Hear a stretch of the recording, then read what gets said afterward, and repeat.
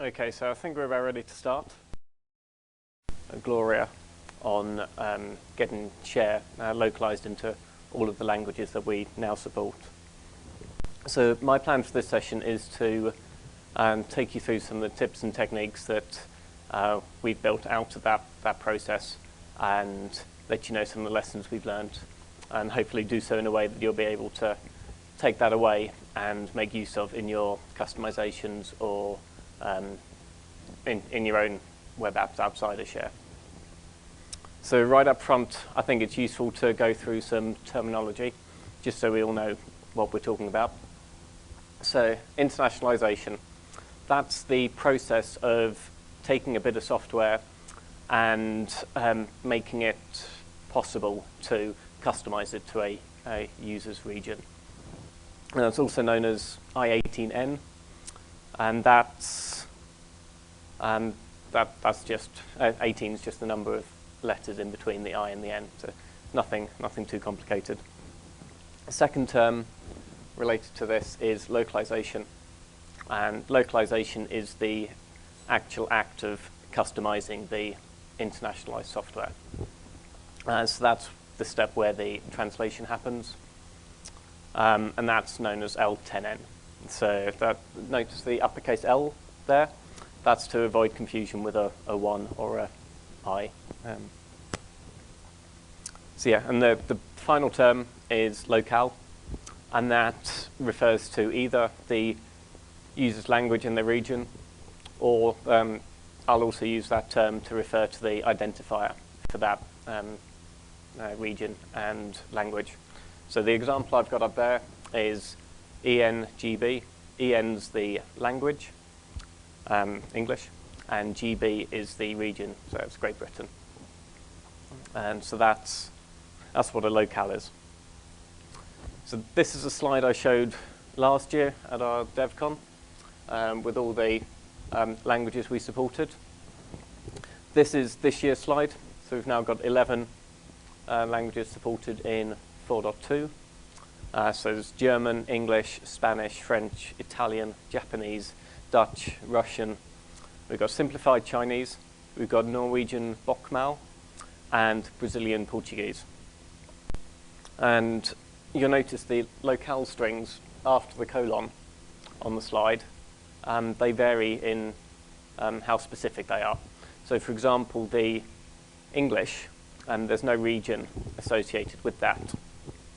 Even though our official language is, official version of English is US English, we've decided not to tie that language to that region. So the English language can be used by anyone who speaks English, whether they're in Britain or Australia or wherever. But when it came to some of the languages, like simplified Chinese and Norwegian and the Brazilian Portuguese, our translators, localization manager, felt that those translations were specific just to that region. So the Chinese, there's a lot of different variations within China, and the version we use within Share and Alfresco is only really appropriate to people using that specific locale. So that's why you'll see some variation in the locale strings. Now, while we're talking about locale strings, it's probably worth discussing how Share picks up on the user's locale.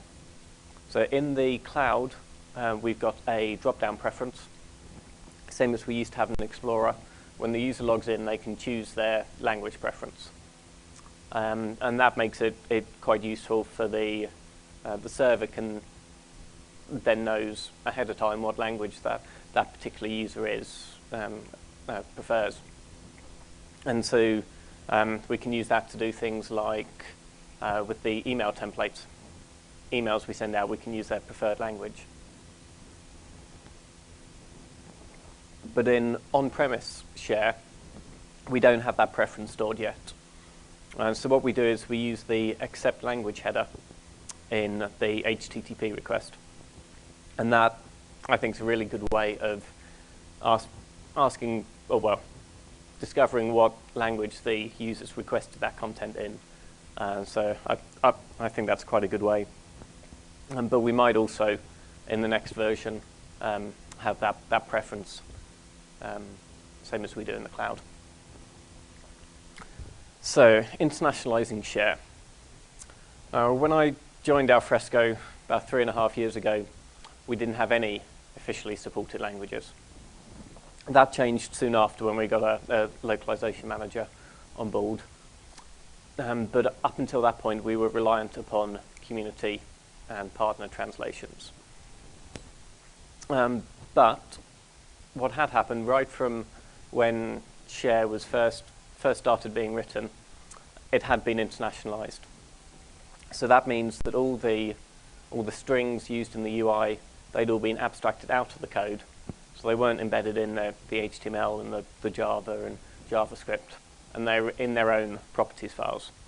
So that meant when we came to do the translations, theoretically all we had to do was take those properties files, change the English to whatever language we wanted, and then we'd have a good working localized app.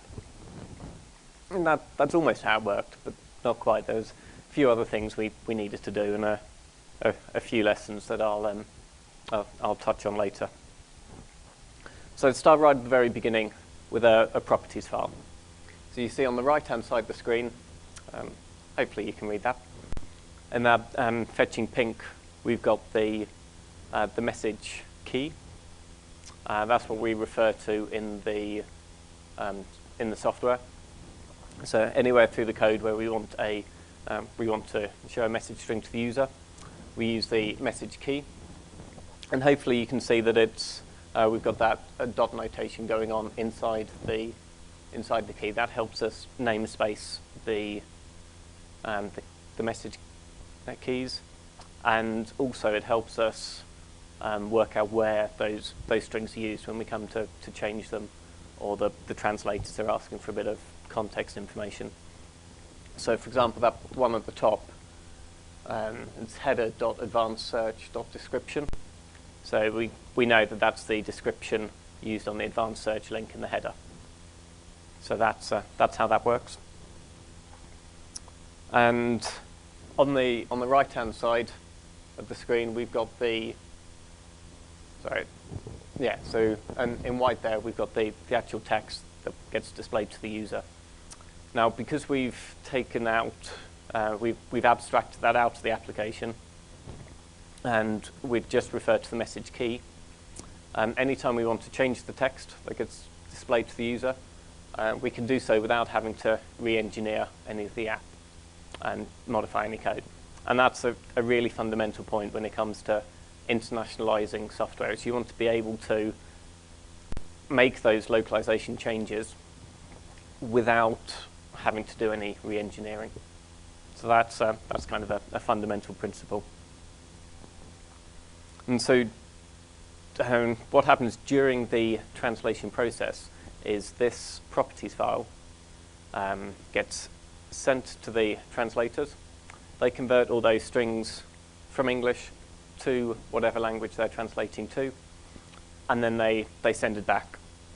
And when they send it back, they add on to the end of the file, just before the extension, the locale that file is relevant to.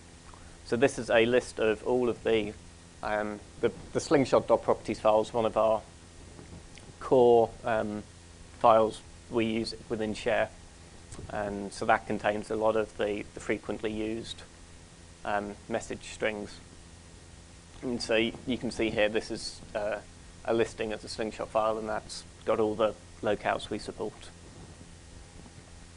So now we've got those translated strings in our localized properties files, we're going to want to use them in the code. And now there's a few different options for how you can get to those message strings. Let's start with the default one. So anywhere within Share where you've got access to the Alfresco library, you can run alfresco.util.message, pass in the key and the scope. I'll mention scope in a minute. and then finish off with the variables. And we'll touch on the variables in just a bit. But when it comes to scope, that's something that it's a concept on the client side that we've got. So that basically is just when you're creating a component, if you extend the Alfresco component base class, the first argument you pass into the constructor, that's the name of the scope. And you'll see in a moment there's a few other ways to set the scope.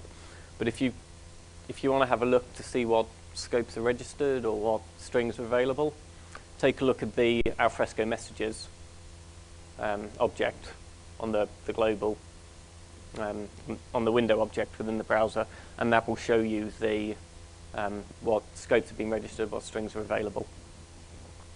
And just so there's no mystique here, I'll just touch on how those message strings get from the properties files into the JavaScript. So within Alfresco component, we've got a setMessages function.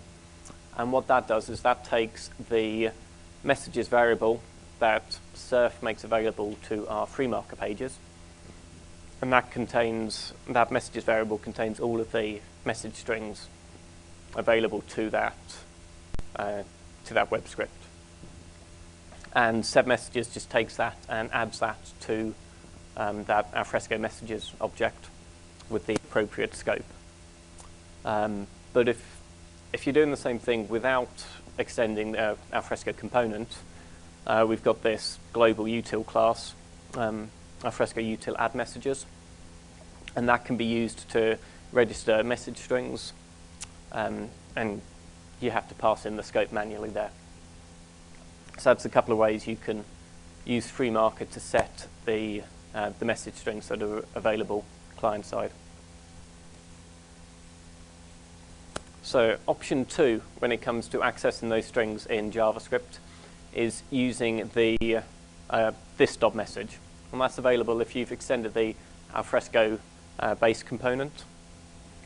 And what that does is that knows the scope already, so you just need to pass in the key and any variables that are applicable.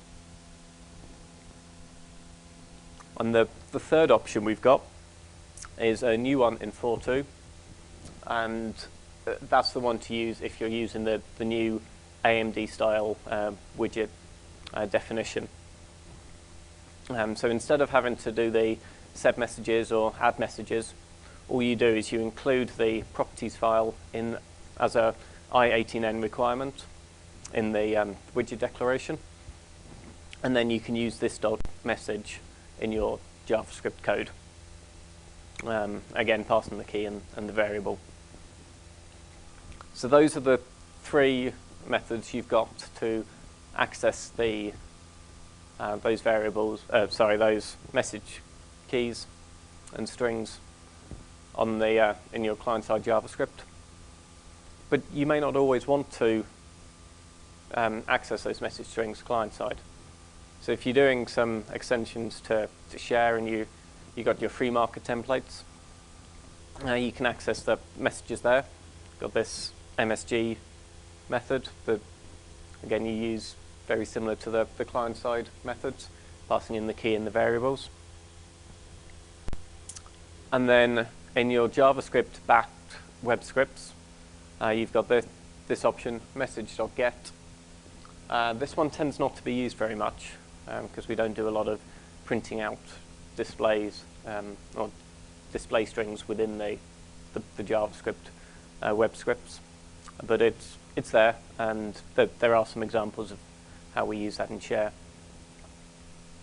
So that's pretty much how you can access them on the server side or client side. So that's how you use the strings. One thing that it is worth talking about is file encoding. When you've got the properties files, we use ASCII encoding for all of our Java properties files. So any any characters, any special characters you've got that are outside of your outside of that ASCII character set need encoding especially. And so if you've got, I was going to look up the name of these characters, but if you want to put up an E with a hat on, you need to know the Unicode escape sequence. And that Unicode escape sequence is on the right-hand side of that slide. So that starts with the U, with the slash and the U, and then that's the actual string you need to put in the properties files. It can be quite confusing to work with those Unicode escape strings, so it's good to get friendly with a command called native to ASCII, and that helps you convert between the UTF-8. Well, it works between any character encoding, so we typically work with UTF-8 if it's not ASCII. So here you run the command, you tell it you're encoding from UTF-8, you give it the input file, the output file, and that does all the conversions for you.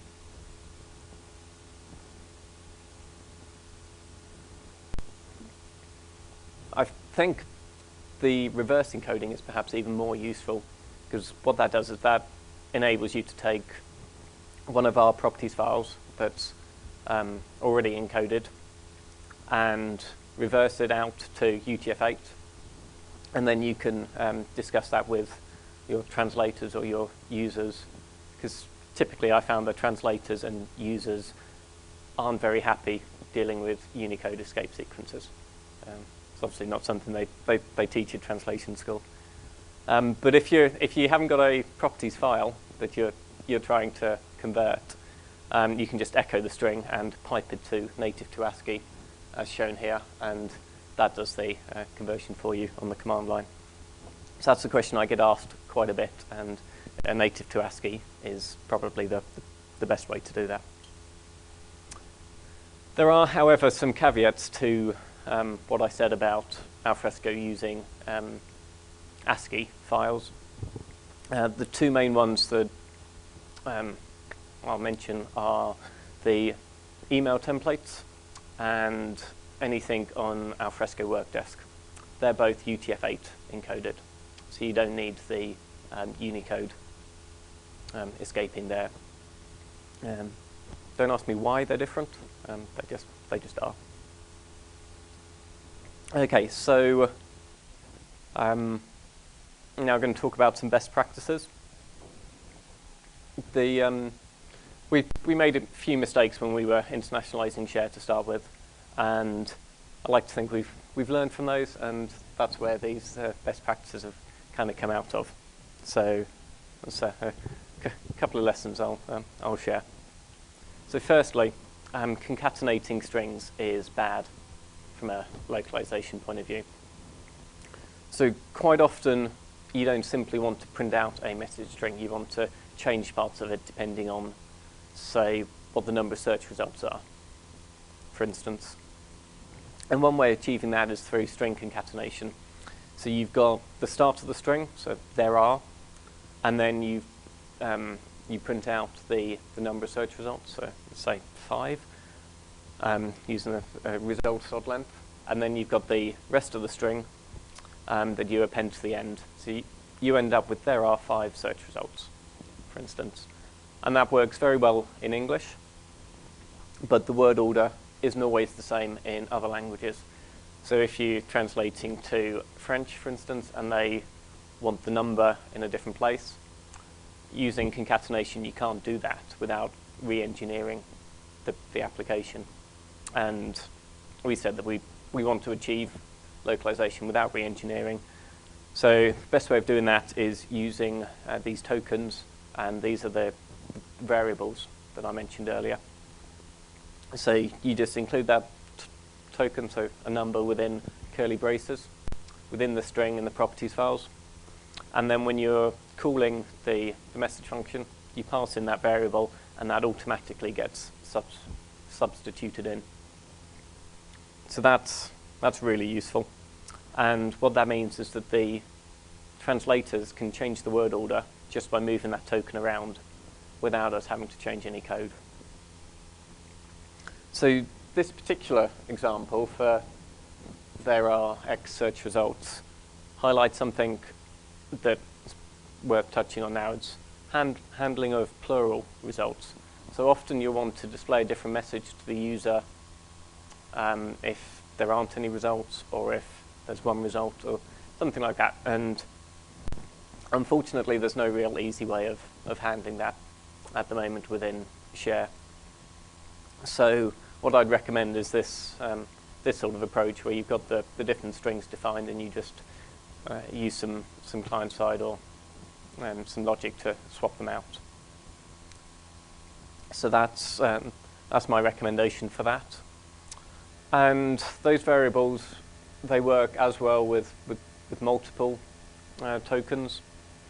So you can see here we've got quite a simple English string showing 5 of 10 results for search term within site or folder or whatever the context is. So in the German, we've got in the next row, you can see the word orders changed slightly. I assume the word showing appears later, but I don't read German, so I'm not quite sure. But in Japanese, you can see there at the bottom it's completely changed. And so they've effectively got the variables the opposite way round to the English. And you can see the UTF-8 version right at the very bottom. It's probably easier to read where the tokens are. So that's a good example, I think, of how I should say this is a real example from our common.properties file.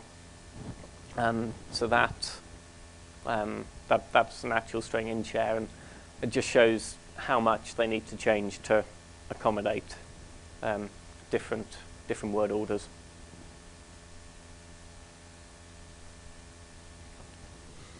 So next up is contexts.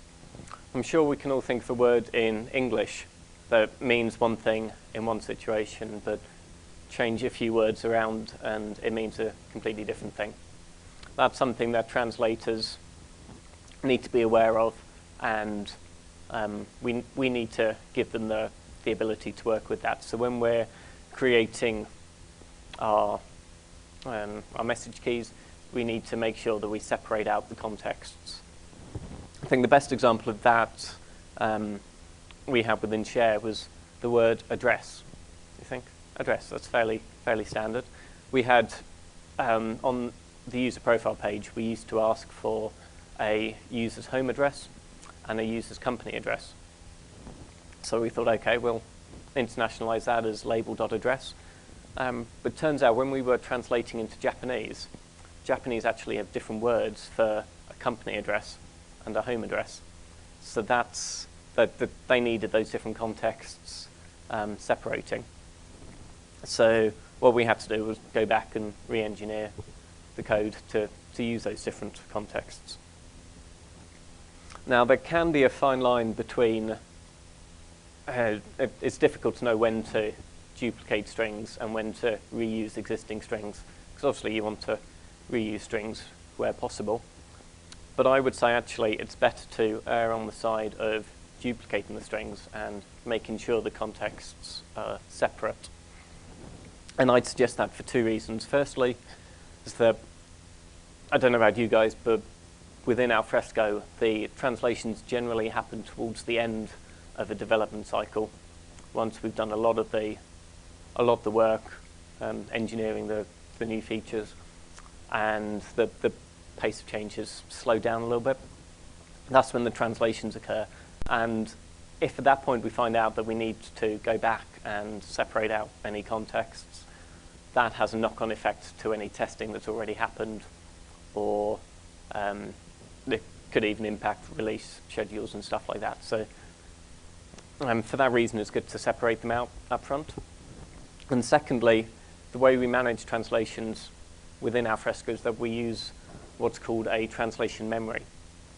So that translation memory is basically just a big database that stores all of the English strings alongside what they've been translated to. So if we add a new string, what we do is we go through that translation memory, we see if we've already got that string, and if we have, we can use that translation.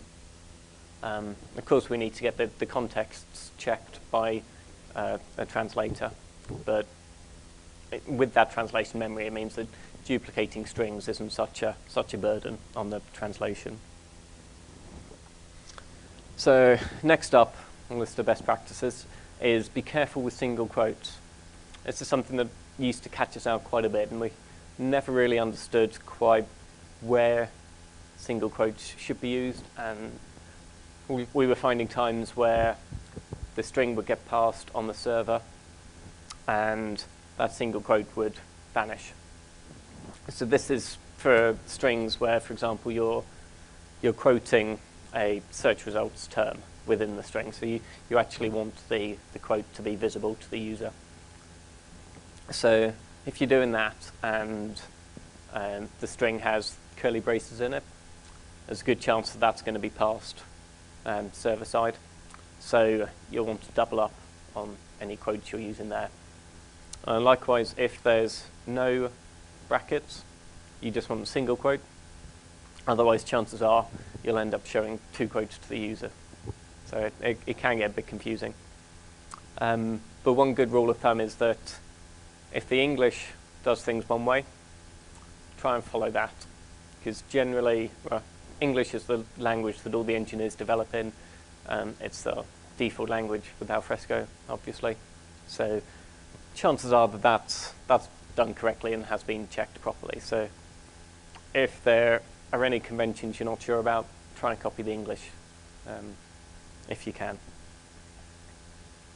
So that link at the bottom, I've realized doesn't work anymore.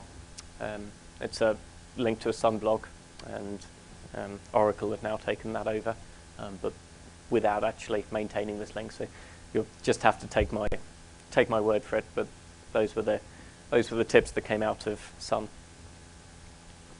So localized commas. Was something we had problems with when we started looking at Japanese as well. Sometimes within our strings, like these days of the week, for example, we've got multiple terms that are embedded in one string, separated by commas.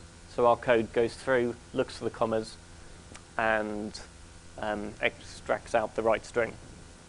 So what we found when we got these strings translated into Japanese was that we ended up with a Japanese comma in there.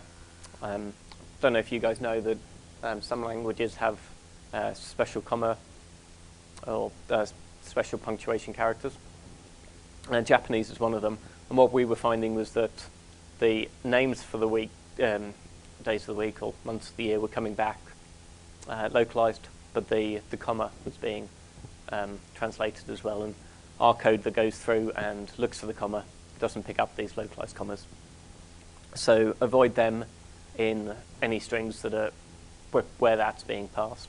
And obviously, if you're translating a string that's not being passed and it's just being displayed to the user, you can use the commas, and they'll just get displayed regularly, as the user would expect. So next up is one of my favorite subjects, date formats. We've done quite a bit of work to bring together all the date formats used across the app, put them in one place. This is from the common.properties file. So I'd recommend that if you're doing any date formatting, try and use one of these strings, because that then means that not only have we done the hard work in getting that date format correctly translated to the locale for that language, but also it improves consistency throughout the app if data is always presented in the same way. So that's a good usability win there as well. But if you can read that second line on the comment there, it says that they should be used client-side. And that touches on another thing that's quite important to localization, which is time zones. So if you've got a big Alfresco install, or you've got users in multiple countries, or a country the size of this with multiple time zones, then you're likely to have users in different time zones. And currently, there's no way for the Alfresco server to know what time zone a user's in. So it's not like the language where there's an accept language header on the request. There's none of that on the for the time zone. So the server can't know or doesn't know what time the time zone the user's in. So you can't do any date formatting on any server-side code. So what we recommend is using ISO 8601. I know everyone's got a favorite ISO standard. That one's mine. And XKCD seem to agree. So I'd suggest that, well, our best practice is all data should be covered in or transported as ISO 8601. And then when that gets to the client side, that's where you can do the formatting to the using those date format strings. And that then not only formats the string according to the user's correct locale, it also, secondly, makes sure that that is displayed in the right time zone for the user. So that's something we had quite a few issues with, and we've now fixed through that best practice. Something I should probably mention on that point is that occasionally there are date formatting strings that are displayed to the user. So you've got placeholder text on an input. The way you localize date formatting strings is that you keep the actual, the strings, they use the same letters. You just change the order and the size of them according to local conventions. But what you need to do when you're localizing the display is make sure that those letters used there make sense to the user. So any display formatting strings you can localize. Any formatting strings that are purely used by the code to format dates, they need to keep the same letters and just adjust it.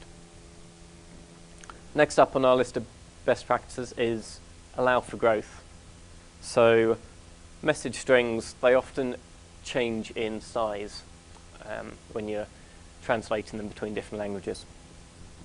So typically German's known for being quite verbose, but I was speaking to the mobile guys earlier and they were saying that they often have problems with French because they typically, in a lot of cases, use more words to describe something, for example, a dashboard, than English does, so the string can become quite a bit longer. So what you need to do when you're designing and building your app, writing the CSS and such like, is you need to allow for that flexibility. So you need to write that in when you're coding it, so that you don't end up with a truncated translation or an element that's expanded out and pushed the whole layout out of line just because you've got a word that's longer than you expected. So you need to deal with that. It's probably worth noting that, as with investments, the size of your string can go down as well as up. So you've got to deal with the flexibility in both ways. So those are the best practices, the first best practices, and I think within Share we tend to do those things pretty well. We've learned those lessons and we're on top of those. But there are some things, as there always are, that we'd like to improve upon, or things we don't particularly do as well as we could. And one example of that is config in properties files. So if you've got a properties file that you're sending off to a translator, everything in that should be something that is a translatable string. So if you're using a properties files for config, that gets very confusing if you're trying to manage localized versions of that config, which you tend not to need to localize config. But, so yeah, this is something we are improving upon as we shift to saying we're now starting within Share to include the config within the JavaScript a lot more, because that's where it's more extensible. If the config's there, you can override it using an extension. So that's something we're improving, and it's probably worth bearing in mind if you're writing an extension with a properties file. Next up, internationalize everything. So on the most part, Share is fairly well internationalized. One of the problem areas we do have, though, is with email templates. Don't know if any of you have tried modifying any of our email templates. It's a real pain at the moment. We have issues internally doing it, and that's because they're not properly internationalized. We've got markup with strings embedded in it, and then that markup's duplicated for each of the languages we've got. So we now have 11 languages we support, so that's 11 copies of the markup you need to update if you want to change how the HTML email looks. And that's why internationalization's so important, because it reduces that. So email templates are something we know is a problem, and we're working on fixing. And we have actually fixed that in the cloud email templates. They've been internationalized, and something they didn't quite make for the on-premise version, but hopefully in the next release those will be properly internationalized, so they'll be easier for you guys to customize and extend and translate. And number formats is something else we don't do very well in Share. So some languages format numbers differently. So for example, in continental Europe, they quite frequently use a decimal comma, which seems really strange to me as a Englishman, because we're quite used to the full stop in between the decimals. But yeah, different locales have different number formatting conventions, and we should really be respecting that when we're showing or displaying and getting input from the user as well. There are a few Jira tickets open on that at the moment, and that code's being worked on. So we are fixing that. So I'd say together they come up to 10 best practices that you guys should take away and use when you're localizing your customizations and your web apps. Something we're continually looking to improve. So if you've got any other suggestions, let me know, and because a lot of our software engineers don't use applications in foreign languages, so we're learning about this as we go as well. But what I can't do is I can't do a session on localization without mentioning the localization community. So these guys do a fab job of keeping up with all the changes we put into the application and release their own language packs, and are actively working on creating more languages. And from what I've been told, the quality of the translations these guys do is very high. So we've the Russian and the Brazilian Portuguese language packs that we now support, that they were contributed from the community, and we've taken them on, and we're now maintaining them. So Crowd Insights is a fantastic resource managed by a community member, and it enables other community members to get together and collaboratively develop the translation and do it that way. And at last count, there's something like 23 different languages on Crowdin, each with varying levels of completeness. But there was over 250 users, community members contributing to those language packs. So I think that's fantastic. And the other resource that's really useful to look at is add-ons. That's our own hosted add-ons directory.